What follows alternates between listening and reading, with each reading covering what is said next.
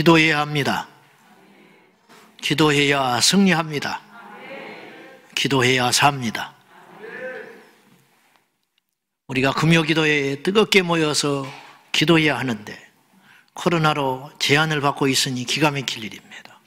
다음 주부터는 우리 교회에 등록된 모든 성도들은 이제 금요 예배만큼은 순차적으로 하지 아니하고 전면으로 개방할 테니까 교육 모든 공간을 활용해서 한 500~600명 예배할 수 있는 공간이기 때문에 이제 금요 예배만큼은 순차적으로 하지 않고 금요 성령 집회는 우리 교회에 등록된 모든 성도들은 나올 수 있도록 그렇게 하겠습니다.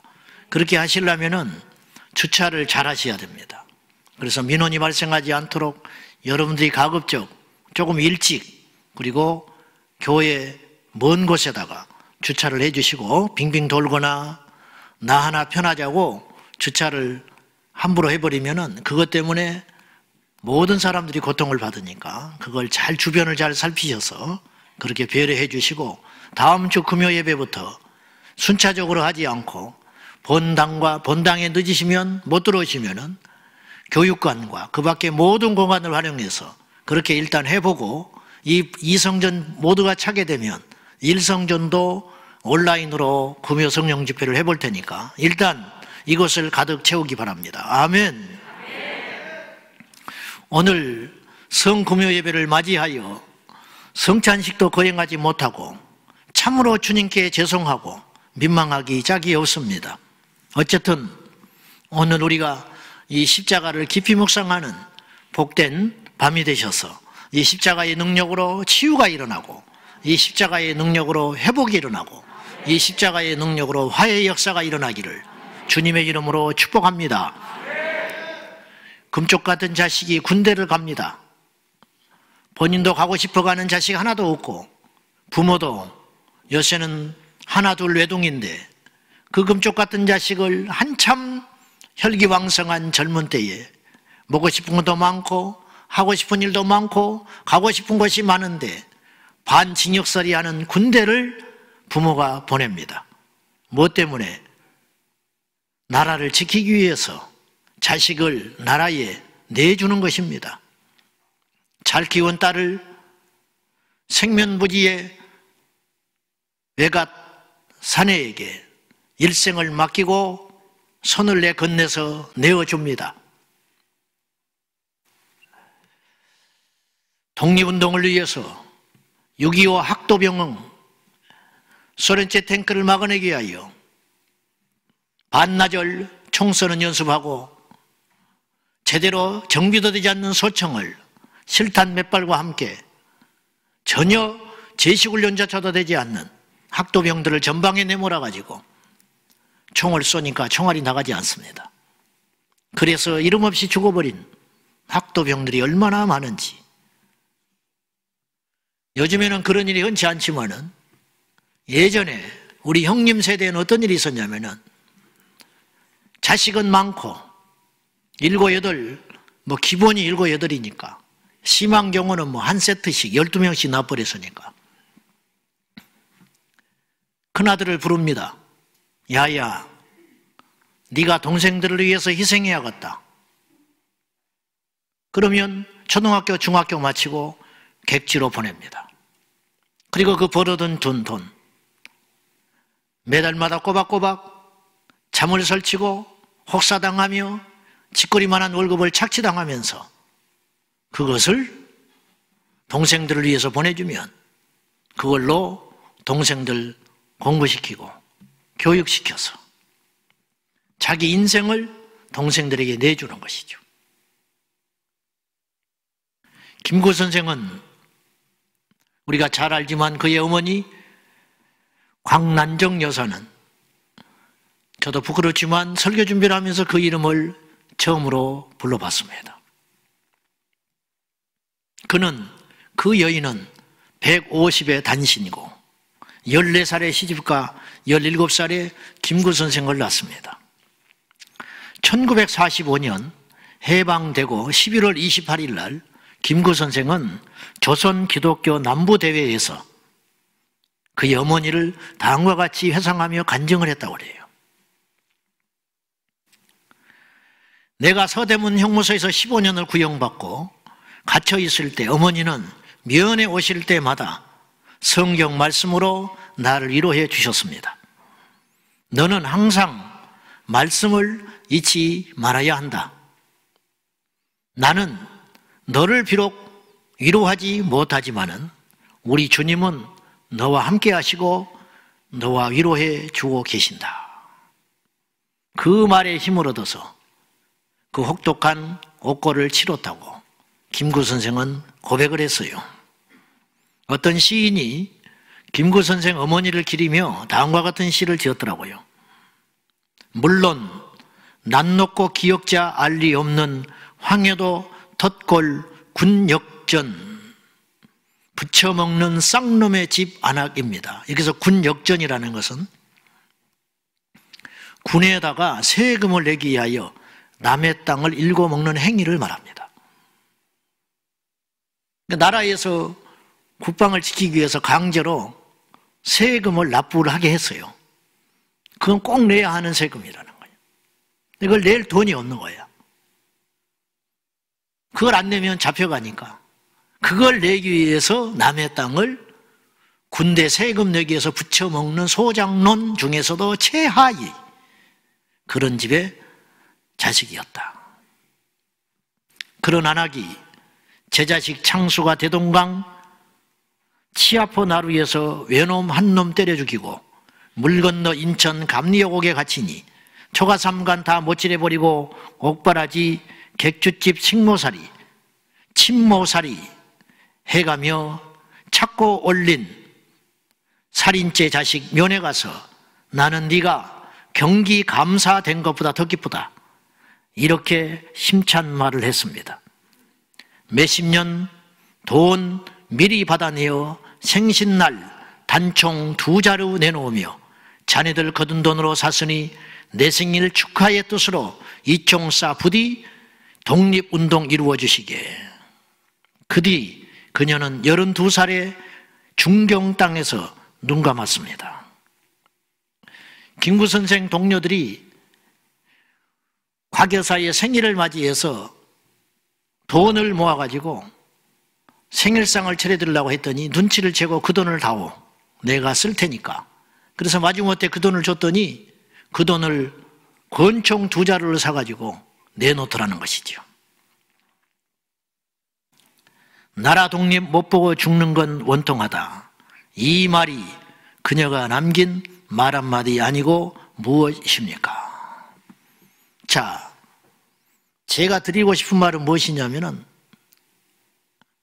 그런데 이 훌륭한 김구 선생의 모친조차도 0.001%라도 사심이 있었어요. 그건 뭐냐? 나라가 망하면 나도 죽으니까. 저도 사심이 많습니다. 포괄적 차별금지법 왜 반대하는지 아십니까? 저 잘 모릅니다. 그리고 하도 변화무쌍한 말로 나타나니까 그걸 다 제가 헤아릴 만한 시간도 공부할 자신도 없어요. 그런데 저에게 사심이 있어요. 포괄적 차별금지법 통과되면 우리 교회 위기가 와요. 한국교회는 두 번째고 우리 교회가 위기가 와요. 우리 성도들이 고생해요. 내 목회가 고통을 받아요. 우리 자식이 나중에 예수 믿기 어려워져요. 그래서 소리 내는 거예요. 그래서 사심이 있어요. 솔직히 그렇지 않습니까? 나라가 없으면 우리가 무시받고 전시받고 주권을 뺏기니까 나라를 지키기 위해서 공산주의가 되면 안 되니까 그 치 떨리는 걸 아니까 금쪽 같은 자식을 전방에 내놓는 거예요. 계산을 해보니까 그것이 나. 큰아들을 희생시키는 거예요. 그것이 나. 큰아들 희생시켜서 2명, 3명 동생들 가르쳐가지고 집안 일으키는 것이 훨씬 나니까 눈물 흘리면서 내놓는 거예요. 알고 보면 다 우리를 위한 거예요. 기도 우리를 위한 거예요. 교회 봉사하는 거 우리를 위한, 목회 저를 위해서 하고 있는 거예요. 왜? 천국 가 상 받으려고, 천국 가려고. 우리 다 사심이 가득 찬 사람들이에요. 사실 희생한 거 하나도 없어요. 새벽기도 누구를 위해서 해주고 있습니까? 교회 봉사 누구를 위해 하고 있습니까? 여러분, 다 우리를 위해서 하고 있는 거예요. 사실은 이 땅에 사실은 희생은 하나도 없어요. 독립운동도 사실은 희생이 아니야. 직장에 열심히 다니는 것도 희생 아니야. 돈 벌려고 다니는 거예요. 우리 큰형님 가난한 집에 태어나서, 찢어지게 가난한 집에 태어나서 못 배워가지고 나중에 정비 일찍 배워가지고 사우디로, 말레이시아로, 인도네시아로 현대건설에 소속돼가지고 그 젊은 날을 많이 보냈습니다. 큰 희생했습니다. 근데 사실은 그것 때문에 먹고 사는 거예요. 희생 아니에요. 제 자식을 위해서 그렇게 살았어요. 그러니까 희생이라 할 수 없어요. 사실은 고생한 것이지, 고생한 것이지 희생이라고 할 수 없어요.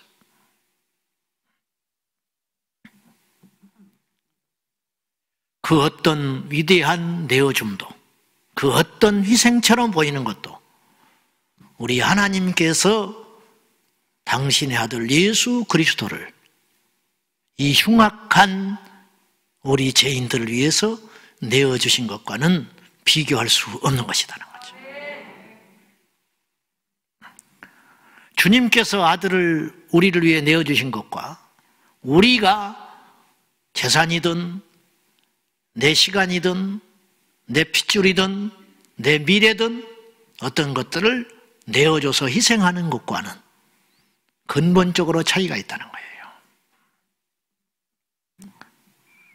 31절과 32절을 한번 보겠습니다. 우리 다 같이 시작. 그런즉 이 일에 대하여 우리가 무슨 말을 하리요? 만일 하나님이 우리를 위하시면 누가 우리를 대적하리요?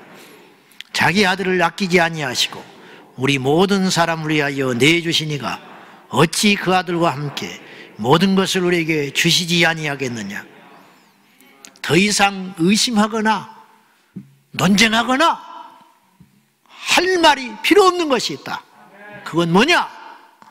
하나님이 우리를 위하시면 누가 우리를 감히 건들겠냐? 이거 의심하지 마라. 이걸 왜 의심해? 간혹 하나님이 왜 나의 기도를 듣지 않지? 하나님이 왜 나에게 이런 질병을 주시지? 왜 열심히 일했는데 결과가 이렇게 신통치 않지? 그렇게 오랫동안 하나님께 울부짖고 기도했는데 결과가 이렇게 됐지? 그런 생각을 우리가 할 수 있습니다. 표현은 안 하지만, 믿음 있는 척 하느라고 표현 안 하고 있지만 그러고 있어요. 우리 안에 있어요. 그런 물음표가 다 있다고요. 그런 상처가 있어요. 그런 아픔이 있어요. 표식을 안 하고 또 견디고 일어나고 또 말씀 듣고 회복되고 하는 것이 있어요. 그렇게 의문점을 갖고 있는 여러분에게 우리 하나님 오늘 말하셔요. 아들을 내줬어. 그런데 왜 의심해? 아들을 내줬어. 근데 왜 그 사랑을 또 확인하려고 그래?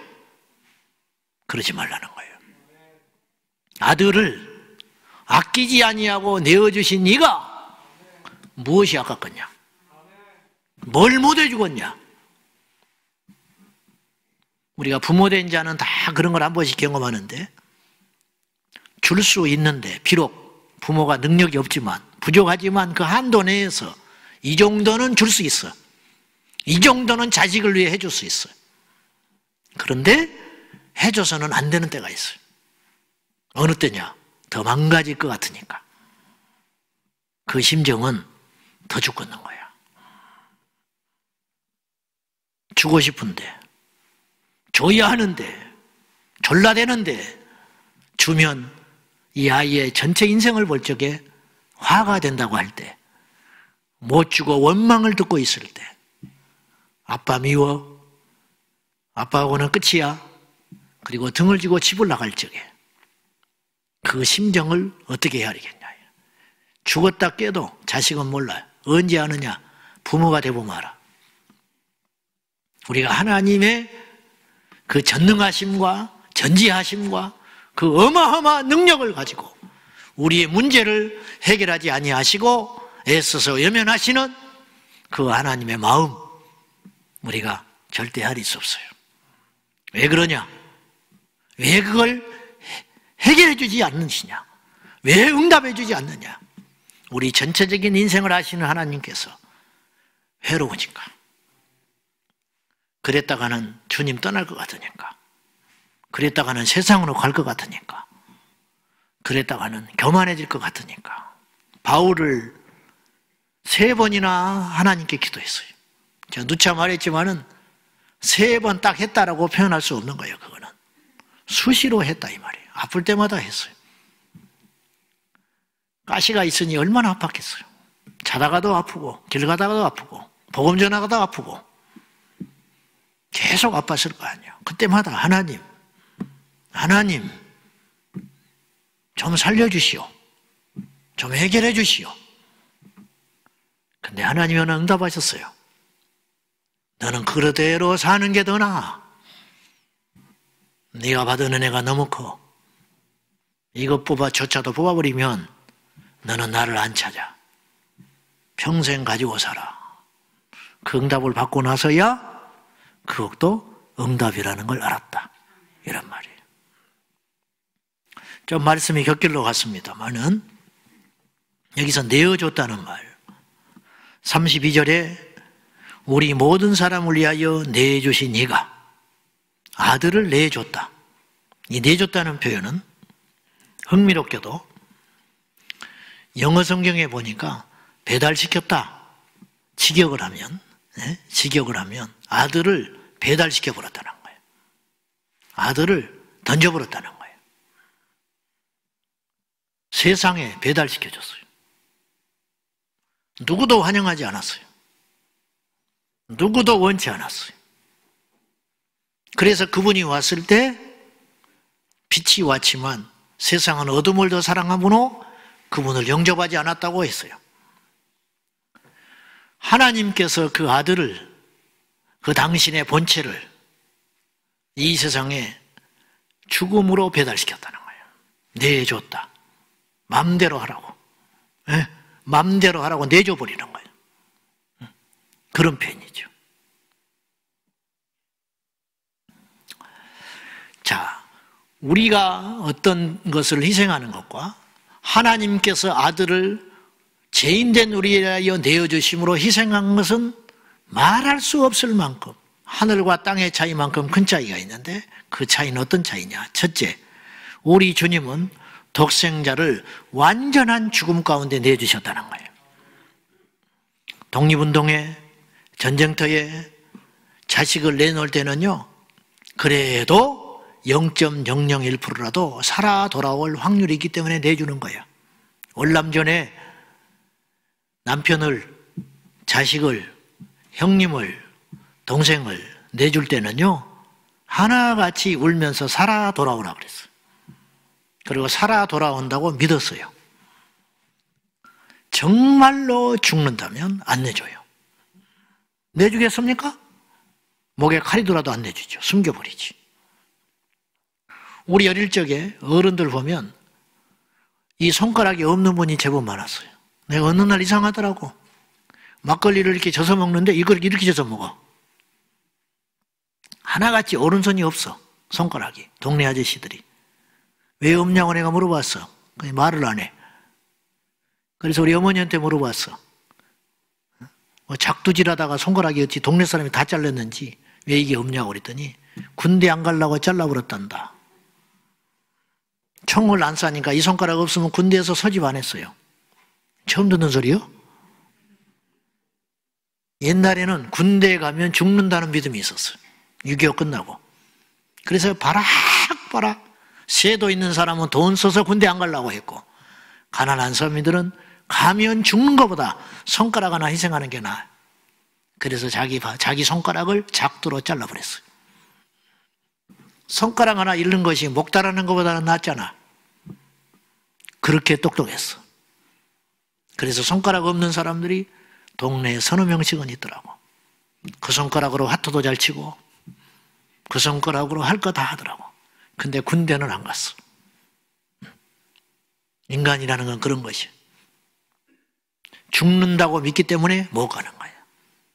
가는 것은 0.001%라도 살아올 확률이 있다고 믿기 때문에 가는 거야. 그런데 우리 예수님께서 우리 가운데 오신 것은 0.00000000000 죽을 때까지, 이 세상 끝날 때까지 0000001을 외쳐도 살아올 수 없는 그 길을 우리 하나님께서 내주셨다. 이 땅에 어느 누구도 죽기 위해서 태어나는 인생은 아무도 없어요. 그래서 심지어 태중에서 낙태를 하려고 해도 그 칼을 피한다잖아요. 아이들이. 그걸 본능으로 피하는 거예요. 자기가 죽을 줄 알고. 그러니 오죽하겠어. 주먹 팍 움켜쥐고 나오잖아. 살아보겠다고. 착같이. 이렇게 나온 놈은 하나도 없어. 우리도 다 주먹 쥐고 나왔어. 전 인류 77억의 인구가 전부 주먹 쥐고 나왔어. 그죠? 신기하잖아.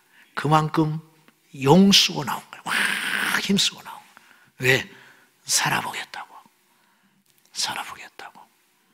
그냥 살기 위해서 다 태어나는 거예요. 살기 위해서. 망하려고 장사 시작하는 사람 한 명도 없어요. 그러면 장사 안 하죠. 그런데 이 인류 역사상 모르겠어요. 수백억이 지나갔는지 수천억이 지나갔는지 모르겠어. 전 인류를 지금까지 6천년 역사를 합산하면 얼마의 인구가 왔다 갔는지 난 모르겠어요. 주님만 아시겠지만은 그 셀 수도 없는 인구가 왔다 죽어 갔을 텐데, 왔다 가고 했을 텐데 그 인구 중에 단 한 명도 죽으러 이 땅에 온 자는 없었어요. 다 살기에 왔어요. 근데 한 분만 죽으러 오셨어요. 예수 그리스도. 인자는 죽으러 왔노라. 너희를 위하여 나의 목숨을 대속물로 대신 주려고 너희를 위하여 대신 죽기에 왔다. 주님은 확고한 자의식이 있었어요. 이걸 메시아 자의식이라고 그래요. 예수님은 어느 날 깨달은 게 아니에요. 내가 죽어야겠구나. 어느 날 깨달은 분이 아니에요. 내가 하나님의 아들이었구나. 아니, 처음에부터 성령으로 잉태되는 순간부터 예수님은 당신의 일생을 알고 계셨어요. 어떠한 죽음으로 죽을 것을 아셨다고 사복음서에 있잖아요. 3일 만에 죽으시고 다시 살아날 것도 아셨고, 어떤 당신의 인생 가운데 어떤 스토리가 펼쳐질지를 다 알고, 때로는 아는 게 고통이에요. 가룟 유다가 당신을 배신할 걸도 알았고, 베드로가 3번 부인할 것도 아셨기 때문에 오늘 닭 울기 전에 네가 나를 3번 부인하리라.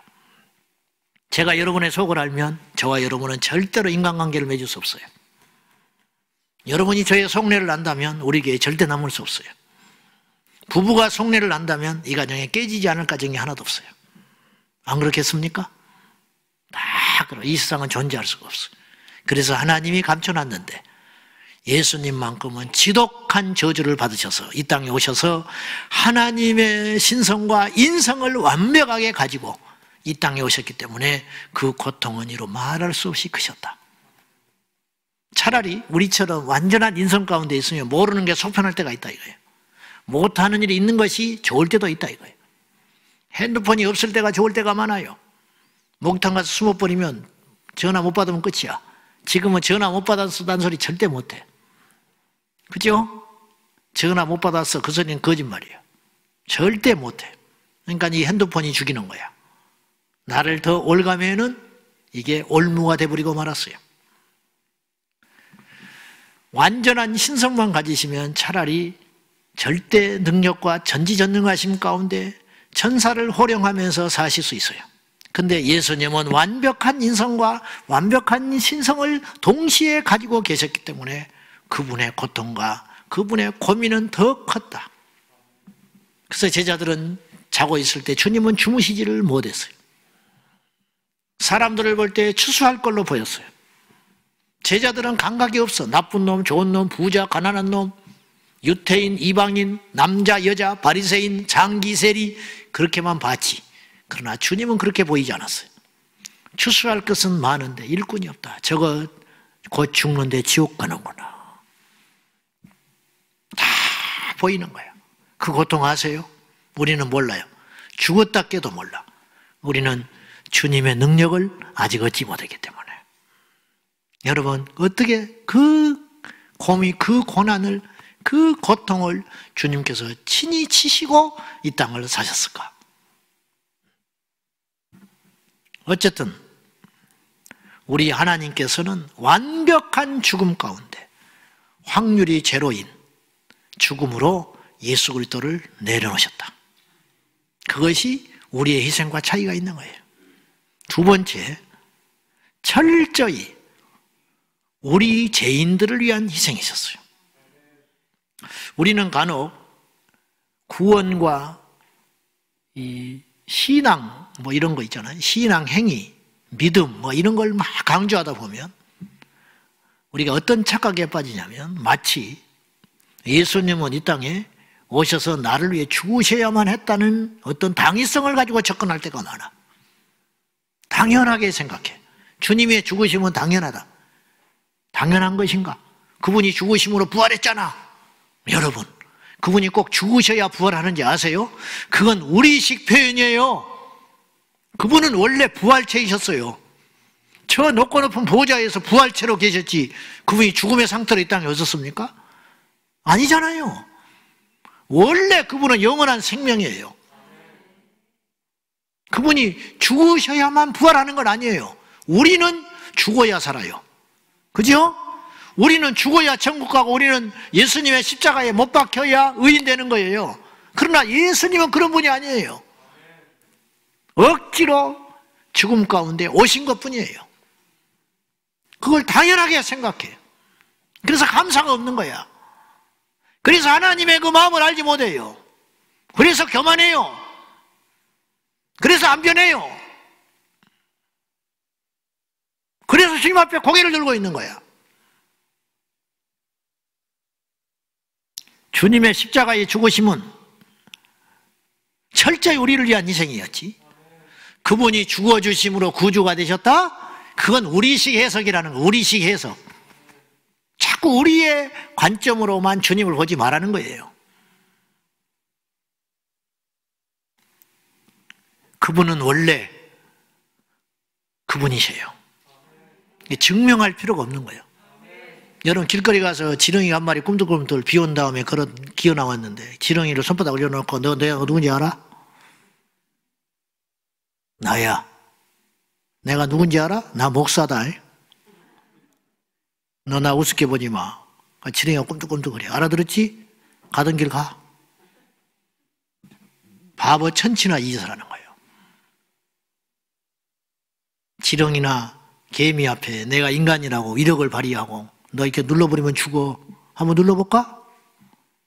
누른다? 너 구경해. 네 친구 이리 와. 꾹 눌러가지고. 봤지? 내가 이런 사람이야. 알았지? 까불지 마 앞으로. 너 앞으로 기어다닐 때 내 앞에서 조심히 기어다녀. 그리고 가던 길을 힘차게 간다. 이런 정신병자 같은 놈이죠. 예수께서 오셔서 이 땅에 오셔서 당신의 아들됨을 우리한테 설명하거나 나타내거나 과시해야 할 이유가 단 하나도 없다는 거예요. 제가 이야기했죠. 맥스 루카이도 목사님은 예수님이 어떤 분이냐 우리 식으로 표현을 했어요. 그분이 얼마나 큰 분이냐. 별을 하나 가지고 구슬치기 하던 분이다. 그건 절대 과장된 표현이 아니에요. 말씀으로 천지를 만드신 분이 그게 뭐가 어렵겠어요? 대수겠어요. 아무것도 아닌 거예요. 아무것도.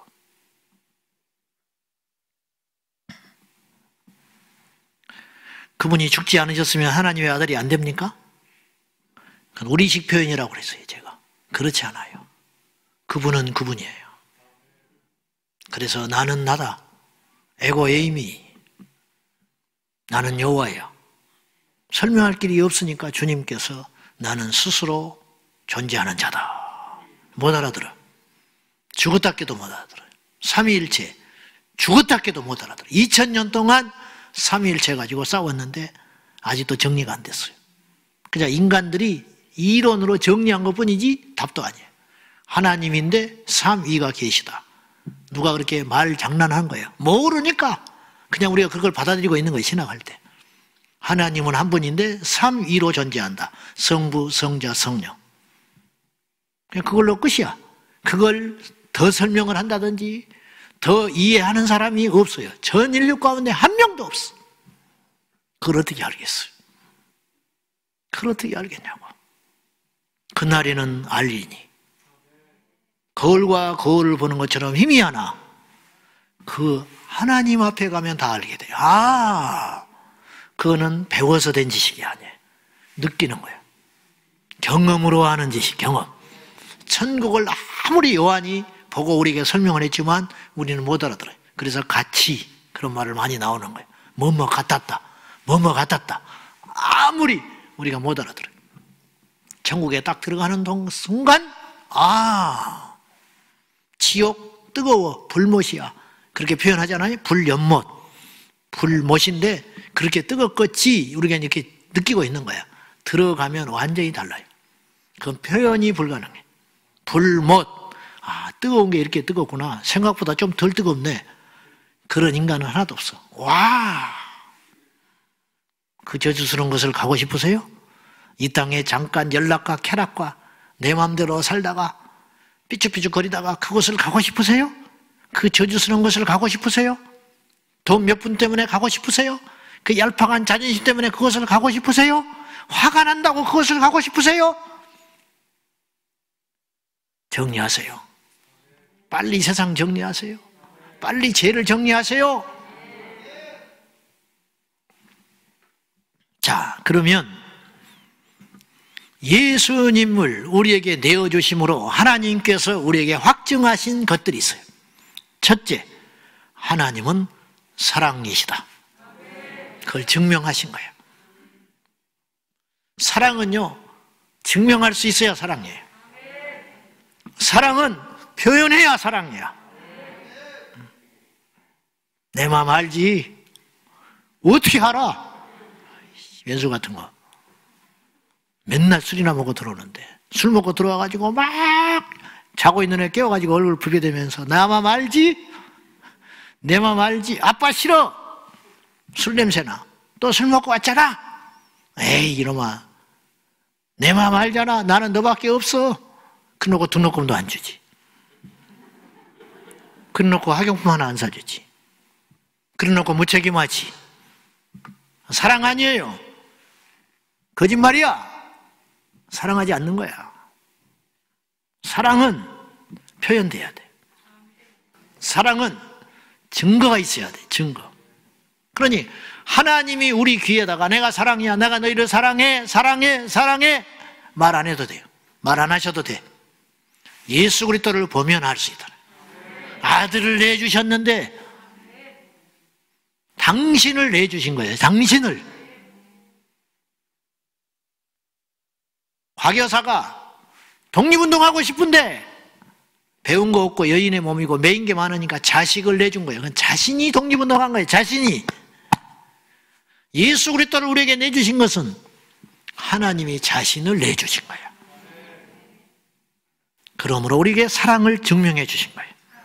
입으로 하는 건 사랑이 아니에요. 요한일서 4장 9절과 10절인데요. 하나님의 사랑, 시작. 하나님의 사랑이 우리에게 이렇게 나타난 바 되었으니 하나님이 자기의 독생자를 세상에 보내심은 그로 말미암아 우리를 살리려 하심이라. 사랑은 여기 있으니 우리가 하나님을 사랑한 것이 아니요 하나님이 우리를 사랑하사 우리 죄를 속하기 위하여 화목 제물로 그 아들을 보내셨습니다. 하나님의 사랑이 우리에게 나타난 바 되었다. 증명했다. 그게 뭐냐? 당신의 아들 예수 그리스도를 우리에게 내어주심으로 하나님의 사랑을 우리에게 증명해 보이셨다. 그렇게 말하시는 거예요. 우리가 하나님을 사랑한다 고백하고 뭐 어쩌고 뭐 주님 사랑해요 손들고 어쩌고 울고 택도 없는 소리. 너희가 나를 사랑한 게 아니고 하나님께서 우리를 먼저 그리고 더 크게 사랑해 주셨느니라. 한 부모는 10자식을 거둬도 10자식은 한 부모를 못 모신다는 말이 있어요. 절대 진리예요. 절대 진리예요. 평생 뒷바라지하고 대소변 갈아내줘도 자식 볼에다가 뽀뽀하고 입 비비고 날마다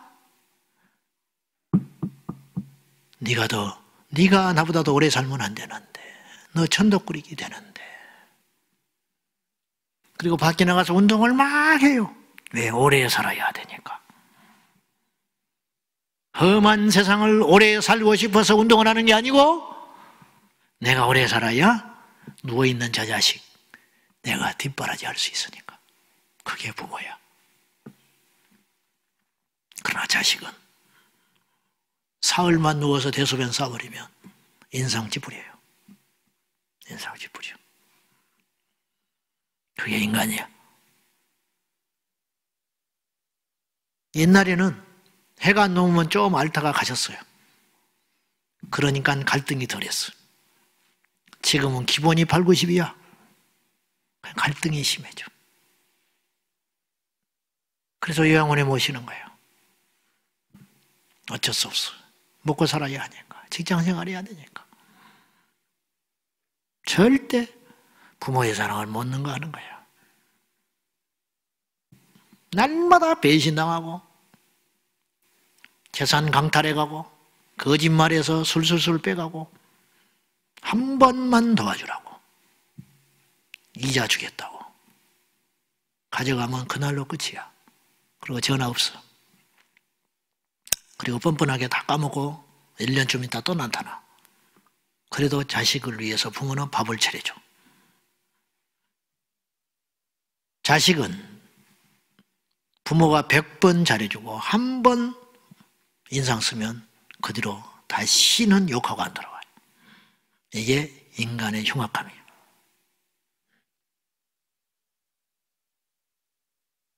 가장 하나님의 사랑에 근접한 게 부모의 사랑인데 그 부모의 사랑보다 하나님의 사랑이 크면 크지. 왜냐? 그 사랑의 근본이 하나님에게서 온 것이니까. 원조가 크지. 배워서 받은 그것이 클 리는 없잖아요. 하나님의 사랑을 흉내낼 사랑은 이 땅에 어떤 것도 없다. 근데 우리가 못 느끼는 이유는 뭐냐? 단 하나의 이유예요. 그분이 보이지 않는다는 이유로. 그러나 보이지 않지만 일하시는 하나님. 오늘 또 우리가 하나님의 사랑으로 여기까지 온 거예요. 우리가 몰라서 그래. 하나님의 사랑으로 우리가 살 수 있는 거예요. 철이 좀 드려, 철이.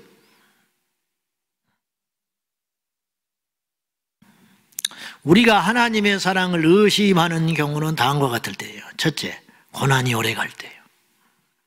고난이 오래 가면 하나님의 사랑이 의심이 돼. 정말 나를 사랑하는 건가? 그리고 나중에 그 의심이 깊어지면 어디까지 가버리냐면 하나님이 계시나? 하나님이 계시나? 거기까지 가는 거예요. 거기까지. 유대인들이 학살당하여 죽어갈 때 하나님이 계시는가 의심하고 죽은 사람이 많았어요. 왜 이방인의 손에 우리가 이렇게 죽는가? 맞아요. 그건 인간이에요. 기도가 응답받지 못할 때 두 번째로 하나님의 사랑을 의심해요. 세 번째, 우리의 생각대로 우리 인생에 풀려지지 않을 때 우리는 그분을 의심해요. 네 번째, 헌신과 수고에 합당한 열매가 나타나지 않을 때, 심은 대로 거두질 수가 없을 때 우리는 하나님을 의심할 때가 많아요. 다시 아들을 내줬는데 의심할 수 있을까요? 저도 모르겠어요. 고난이 오면 솔직히.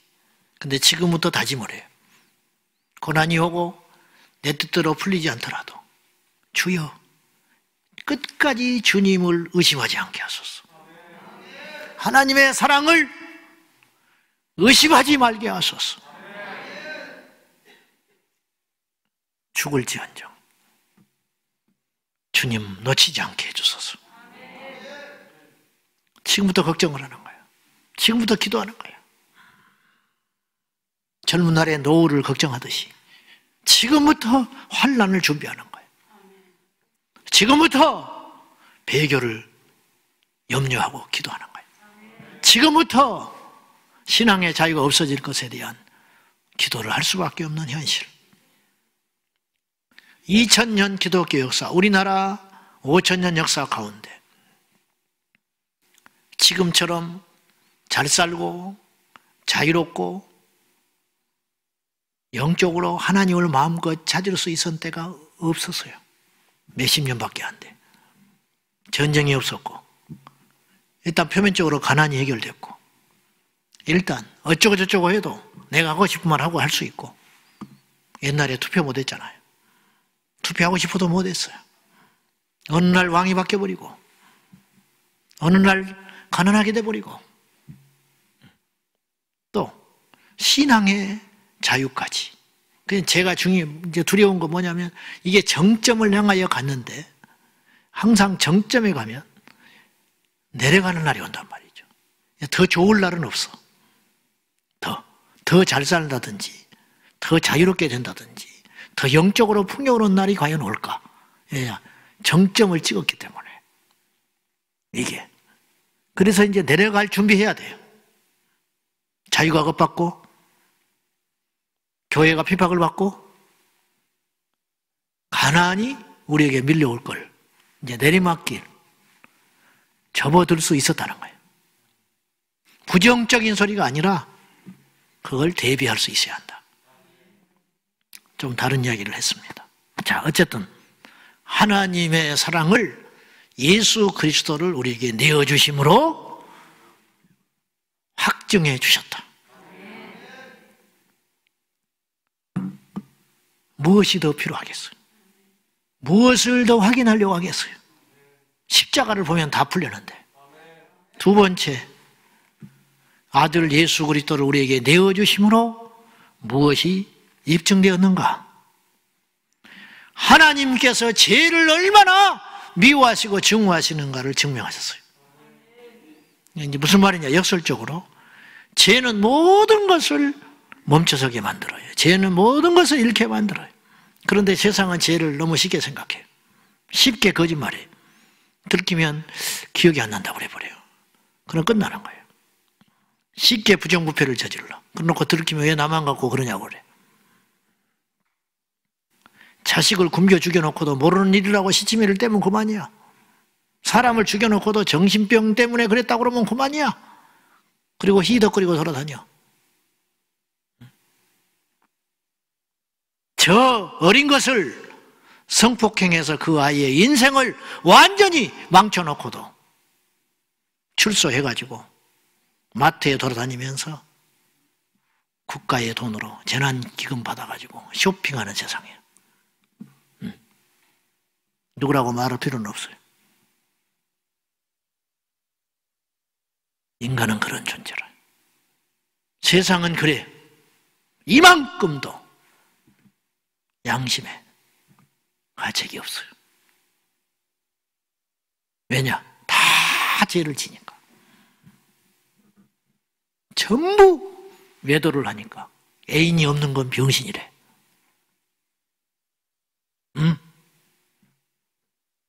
하나 둘씩 다 데리고 있다는 거예요.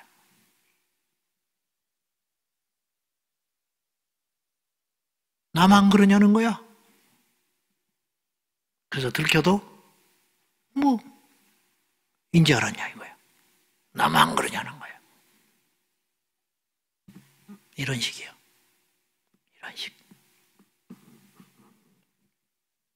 술을 먹고 개망난 짓을 하고 다녀도 요즘 애들이 다 그런다는 거야. 다 그래? 다. 세상은 죄를 그렇게 쉽게 생각해요. 심지어는 고린도 교회처럼 오늘날 현대교회도 죄가 세상에 들어왔어요. 그러니까 세상을 썩지 않게 만드는 소금이 돼야 하는데 그럴 힘이 없으니까 반드시 원리가 있는데 줄다리기 원리예요. 줄다리기. 줄다리기는 가만히 있지 않아요. 이기든지 지든지 단 0.1mm라도 한쪽으로 쏠리게 돼 있어. 시작하면 반드시 그래요. 내가 끌려가면 지는 거고 땡겨오면 이기는 거예요. 내가 주님 편에 서면 세상을 이기는 것이고 주님과 멀어지면 세상에 먹히는 거예요. 이게 줄다리, 영적 줄다리기 원리예요. 반드시 그래요. 반드시. 옛날에는요, 이제 갈수록 세상이 발전해 가면서 죄도 발전했어요. 죄도. 옛날에는 학교 지각했다. 그러면 그날은 죽는 줄 알았어요. 그냥 하늘이 하얗게 되는 날이야. 꺼지는 날이야. 그냥 뭐 어떻게 해볼 줄을 몰라. 옛날에 동네에서 누가 진짜 그런 여친이 뭐라 맥주로 머리를 감으면 노래진다.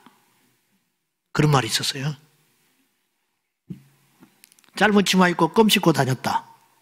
그러면 걔는 시집 못 가는 거야. 적어도 그 동네에서는. 요새는 전부 그러고 다녀. 요새는. 그죠? 요새는 다 그래. 그러니까 뭐 노랑물 들였다고 이상한 놈이 아니에요. 요새는. 전부 그러고 다니니까. 그걸로 불량 학생이다, 모범생이다 판단할 수 있는 근거가 이제는 없어져 버렸어요. 옛날에는 그걸로 딱 근거를 잡았어요. 치마 길이, 머리 색깔, 화장 농도. 근데 지금은 전교 1등한 놈도 화장하고 다니고 노랑물 하고 다니니까 그걸로 뭐라고 기준을 삼을 수는 없어요. 그건 뭐냐? 그만큼 죄가 유행이 됐다. 보편화됐다. 그런 뜻이에요. 그죠? 옛날에는 사귀면 무조건 결혼해야 했어. 소문 다 나버려. 그래서 어떻게 해가지고 법상 당하면 무조건 결혼해야 돼. 싫든 좋든 자기 운명이라고 받아들였어. 지금은 그런 사람 한 명도 없어. 그렇지 않아. 다 그러는데 뭐 세상에.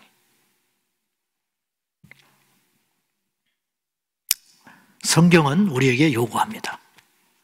죄와 싸워라.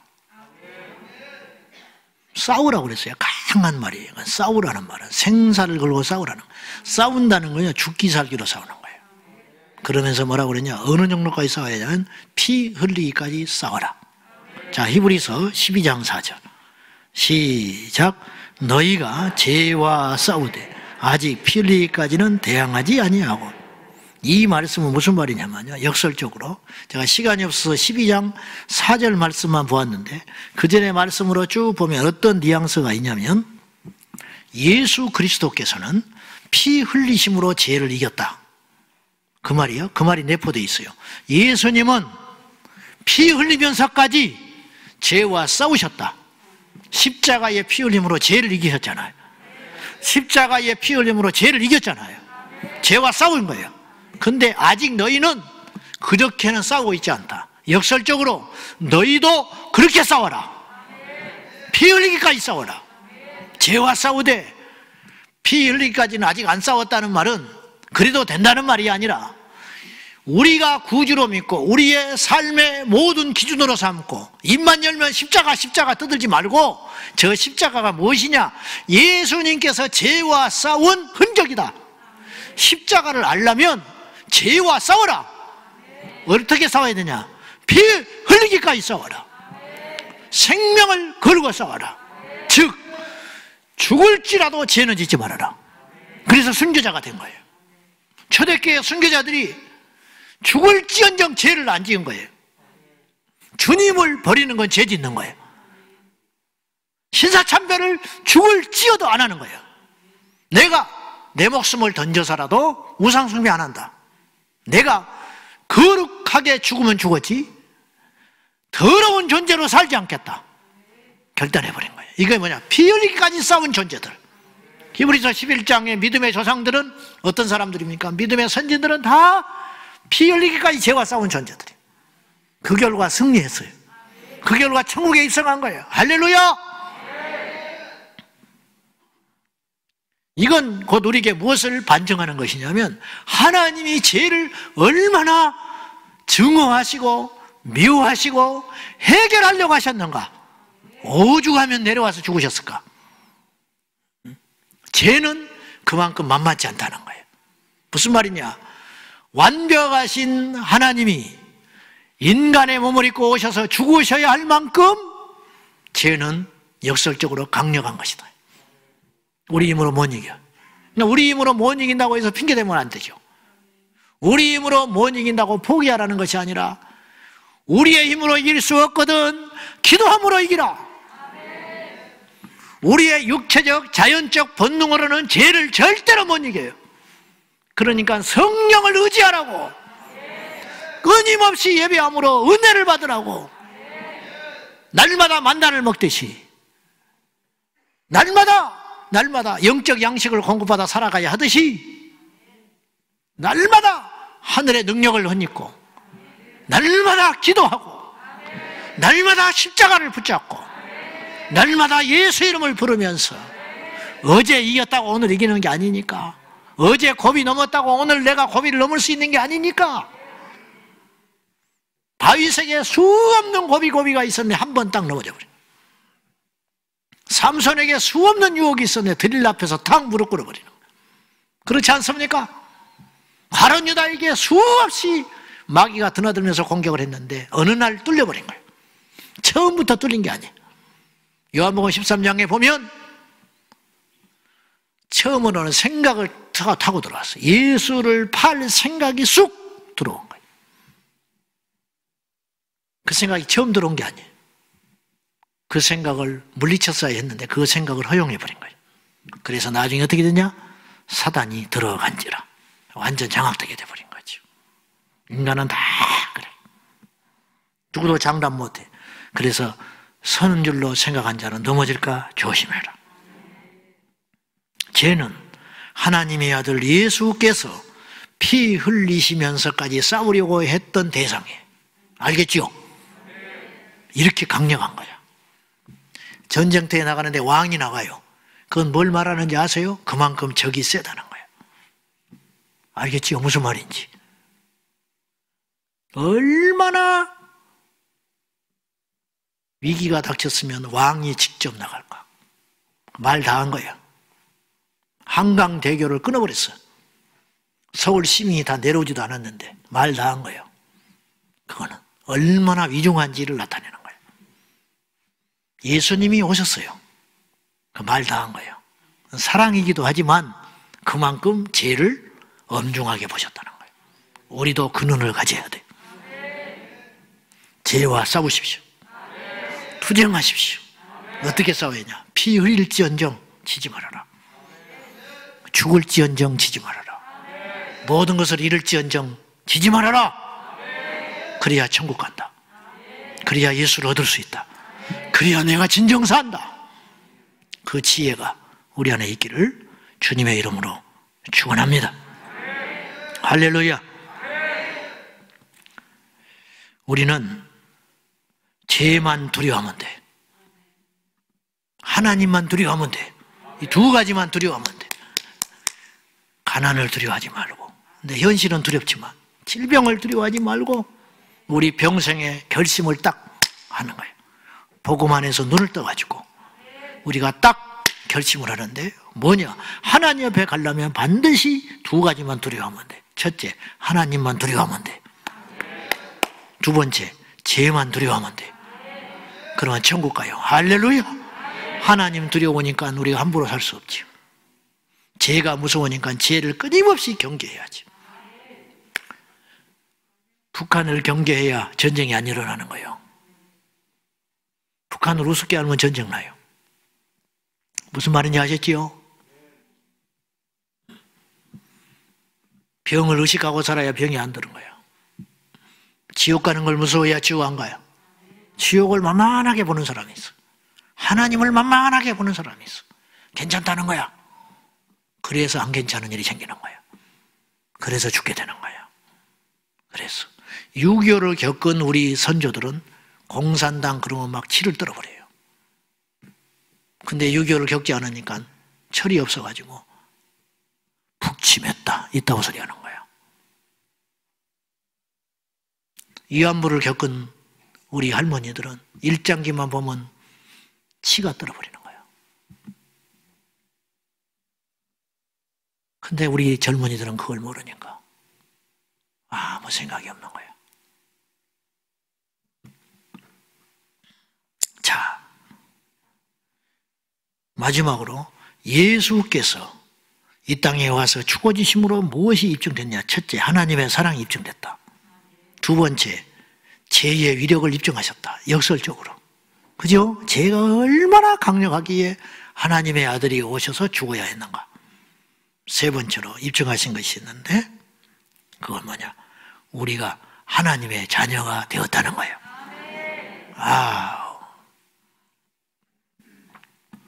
너무 큰 걸 받으면 귀한 줄 몰라요. 너무 쉽게 너무 큰 것을 아무 노력 없이 받았기 때문에 우리는 모르는 경우들이 많아요. 잃어버리고 나서야 깨달아. 잃어버리고 나서야 깨달아. 잃어버리고. 그런데 주님께 받은 은혜는 우리는 아무런 공로 없이 받았지만 아무런 희생과 대가 없이 우리에게 온 게 아니에요. 사실은 우리만 희생 안 한 거야. 하나님에게는 어떤 사건이 있었어요. 그렇죠? 예수께서 죽으심으로 우리가 둘째 예수가 됐어요. 우리 하나님을 아버지라 부르게 돼버린 거예요. 아빠, 하나님 아빠. 그래도 우리가 안 죽어. 모세가 하나님 앞에 가서 아빠, 그럼 쳐 죽이는 거야. 무슨 말인지 알아요? 다윗도 그는 성전이 없는 시대에 살았지만 솔로몬이 지성소에 가면 죽어요. 왜 그런지 알아요? 그는 대제사장이 아니기 때문이야. 무슨 말인지 아시죠? 하나님이 엄격히 구분한 게 있었다. 백성의 한계야, 그게. 종의 한계. 근데 예수께서 죽으시고 휘장이 찢어지심으로 우리가 자녀가 됐어요. 그래서 성전을 마음대로 드나드는 거예요. 그래서 목욕도 안 하고 설교해도 죽지 않는 거예요. 그래서 설교 때 헛생각을 하고 앉아있고 음란한 생각을 하고 있어도 하나님의 천사가 우리를 쳐 죽이지 않는 거예요. 구약 같은 분이 다 죽어버렸어요. 독주만 한 잔 마시고 성소에 들어가도 즉사해버렸어요. 제사장이. 그러니까 구원은 받되 하나님 앞에 믿음으로 용서는 받았을 때 일생을 벌벌벌벌벌벌. 이게 유대인, 이방, 유대 구약 사람들의 운명이에요. 벌벌벌벌벌. 그래서 하나님은 진노하신 하나님, 그들에게 항상. 그러나 지금 우리에게 하나님은 그런 하나님이 아니게 된 거예요. 그건 뭐냐? 우리가 잘나서 그런 게 아니고 우리의 열심이 하나님을 만족시켜서 그런 게 아니고, 이런 객관적으로 봐요. 우리가 다윗보다 훌륭한가? 우리가 모세보다 훌륭한가? 우리가 구약의 그 선지자들보다, 이 믿는 이스라엘 백성들보다 우리가 내세울 게 있는가? 없어요. 우리는 그보다 열심히 없어요. 우리는 그들보다 헌신하지 않아요. 우리는 그들보다 말씀을 더 지키지 않고 있어요.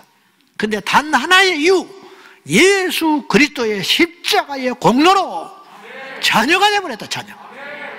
우리는 천사보다 흠이 많아요. 천사는 완벽한 존재예요.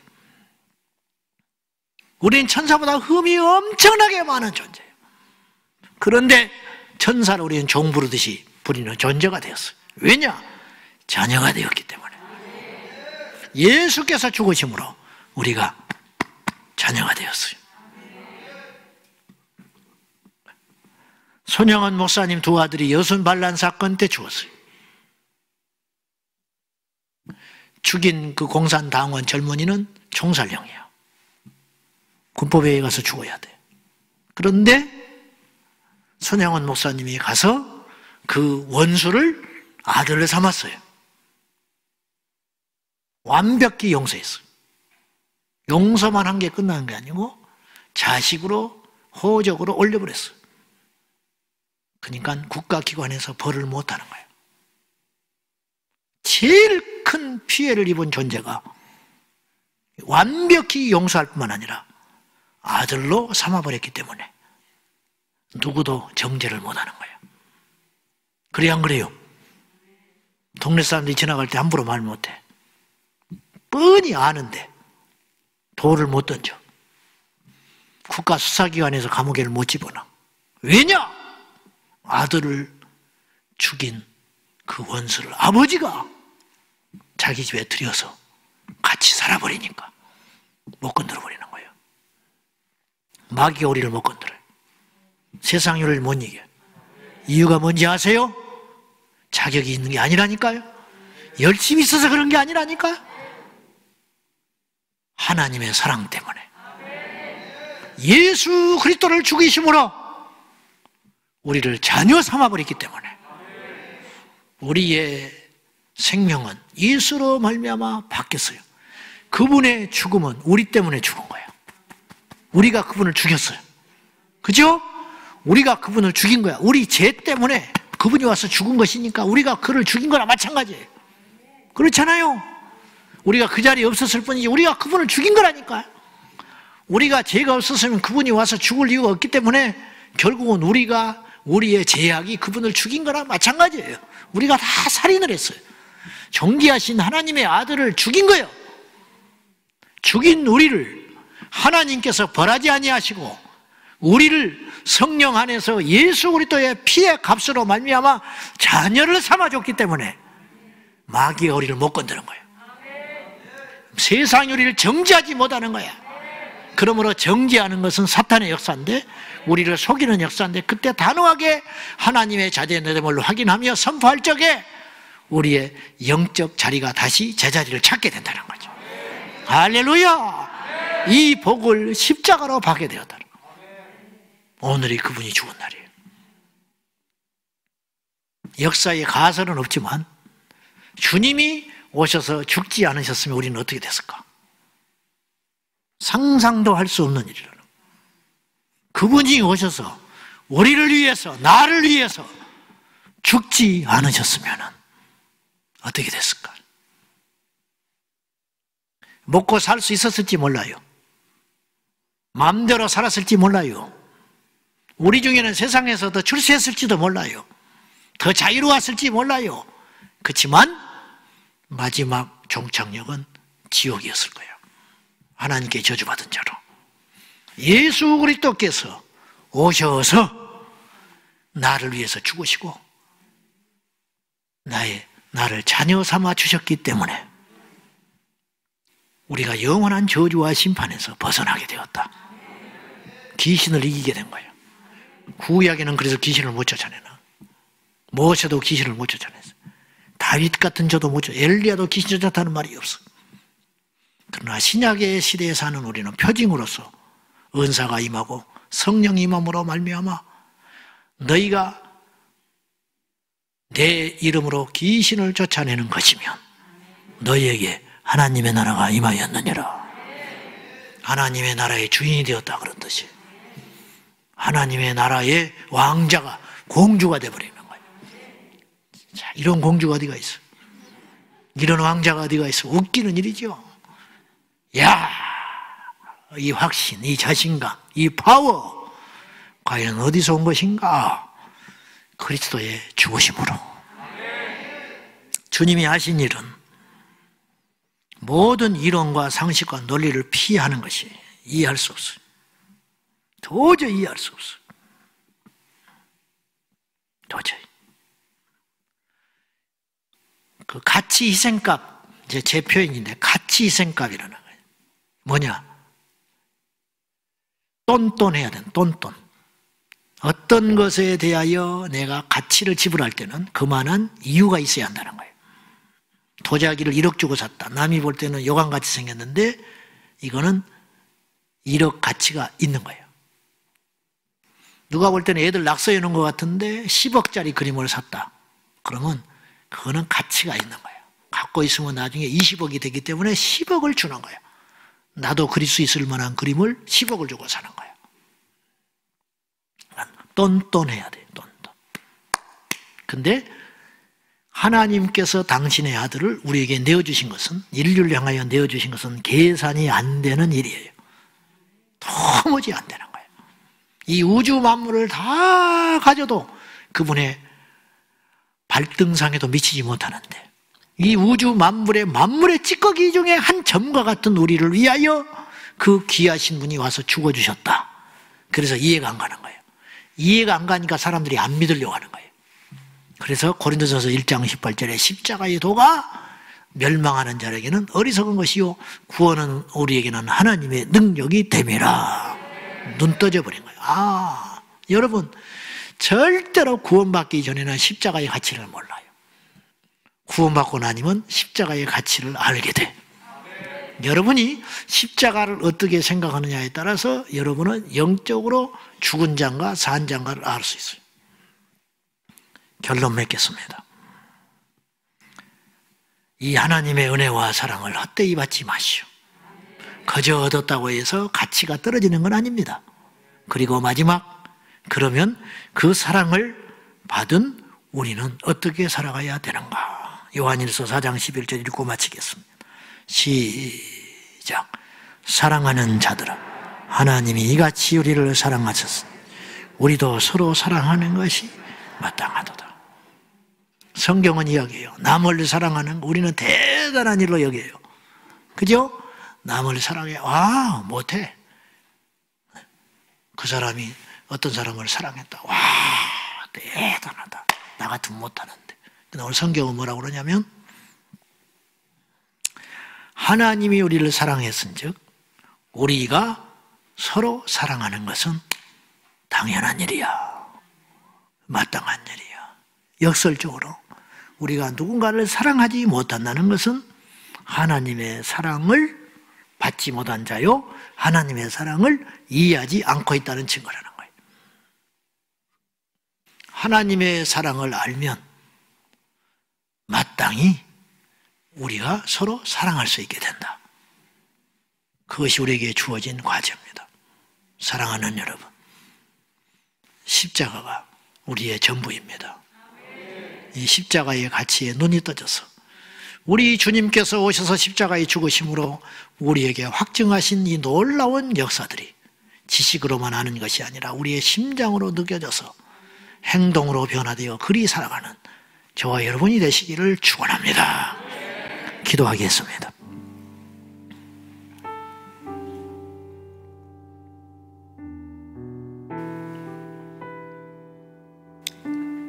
하나님의 사랑을 우리가 어떻게 합니까? 해년마다 돌아오는 고난주간이라고, 성금요일이라고 또 쉽게 생각하지는 않습니까? 십자가는 오늘만 생각하는 날이 아닙니다. 성금요일은 오늘만이 아닙니다. 52주가 성금요일입니다. 365일이 십자가의 날입니다. 주여, 이 십자가의 증인으로 살게 하소서. 이 십자가를 경험하게 하소서. 십자가의 사람으로 거듭나게 하소서.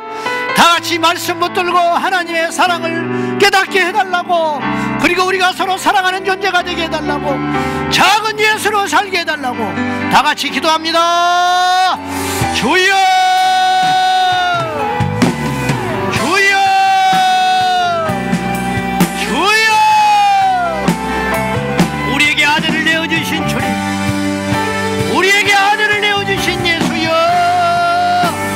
그 십자가의 능력이, 그 십자가의 권세가 우리 안에 가득 있게 하여 주시고, 하나님 아버지, 다른 건 다 기억나지 않아도 십자가, 다른 건 다 잊어버려도 십자가를 붙들게 하시고, 다른 건 다 포기하여도 십자가는 포기할 수 없나이다. 주님 날리신 그 십자가, 나 때문에 죽으셨고 내가 주님을 죽으셨습니다. 나의 죄가 그분을 십자가에 못 박게 하였으니 주여, 주님이 죽으심으로 내가 살았다. 주님이 죽으심으로 그분의 사랑이 이론에서 실제가 되었고, 그분이 죽으심으로 우리가 죄와 싸워 승리하는 근거가 되었고, 그분이 죽으심으로 우리가 하나님의 자녀가 되었습니다. 주여, 여기까지 싸우는 자가 되게 하시되 죄와 피 흘리기까지 싸우는 자가 되게 하소서.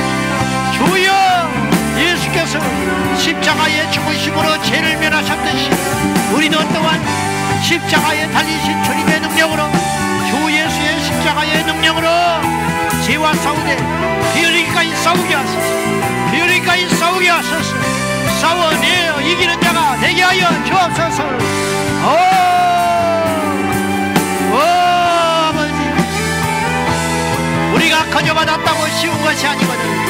우리가 아무 공로 없이 아무 노력 없이 하나님의 자녀가 되었다고 그 자녀됨이 결코 없어지지 아니하거늘 아버지여 예수께로 갑니다. 십자가로 갑니다. 이 밤에 우리 모두에게 십자가의 능력과 십자가의 권세가 우리 안에 가득하게 하소서. 충만하게 하소서. 충만하게 임하소서. 역사하여 주시옵소서.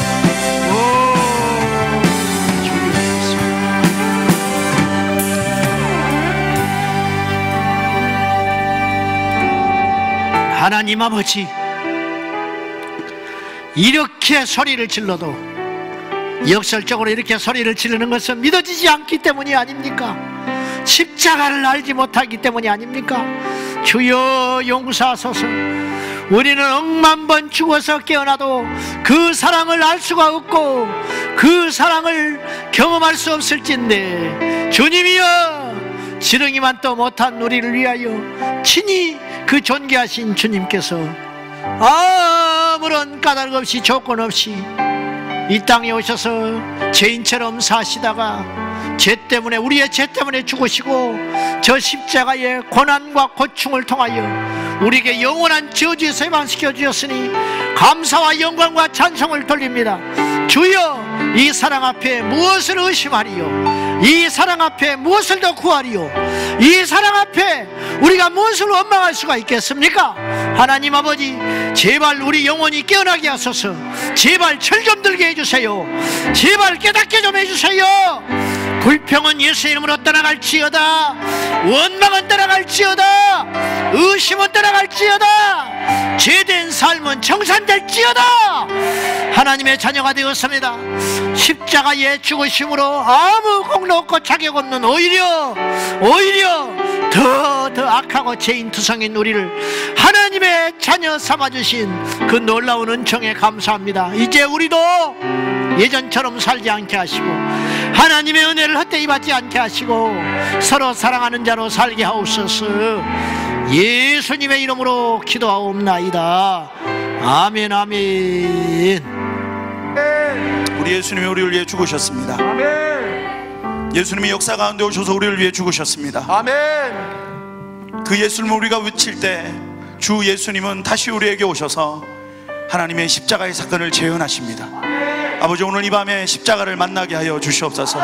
날 위해 죽으신 그 십자가, 그 피 묻은 십자가 앞에 나의 영혼이 회복되게 하여 주시옵소서. 주님을 향한 뜨거운 사랑, 예수 십자가를 향한 뜨거운 열정이 회복되는 이 밤 되게 하여 주시옵소서. 여러분, 흐르는 예수의 십자가의 피를 보십시오. 그 십자가 앞에 우리의 삶을 다 드려도 아깝지 아니하는 주님의 은혜가 있기를 간절히 소망합니다. 이 시간 주여 삼창하며 기도할 때 하나님의 십자가를 회복하시고 십자가의 간격으로 찾아와 주시옵소서. 아멘. 주의 십자가 앞에 두 손 높이 듭시다. 크게 주여 삼창하고 통성으로 주님 앞에 기도합니다. 기도하겠습니다.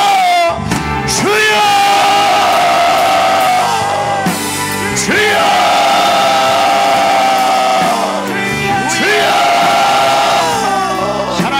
하나님 아버지, 하나님의 십자가로 우리의 십자가의 능력을